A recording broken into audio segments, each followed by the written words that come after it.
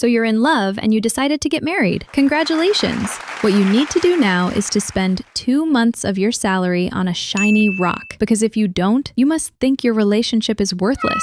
So you go to the jewelry store and you walk out with a teensy tiny rock. That rock you just bought just lost half its value the moment you stepped outside. But hey, it's the thought that counts, right?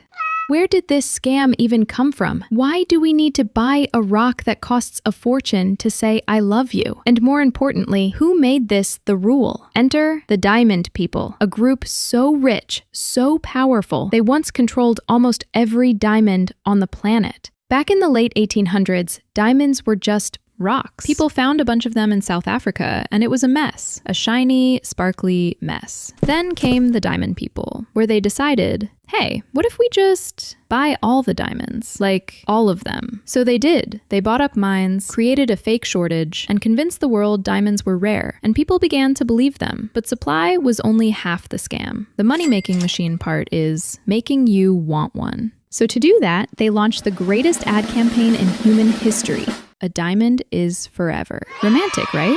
Wrong. It wasn't about love. It's about making you convinced to never sell your diamond. Why? Because the market would crash. No resale equals no price discovery equals no one realizes the rock you just bought is worth much, much less. Meanwhile, jewelry stores are slapping 300% markups on those stones. You thought you bought a $10,000 diamond? Try $3,000 of actual value. And it only gets worse. Diamonds can now be made in labs. They are cleaner, cheaper, often higher quality. But those aren't real diamonds, right? Right.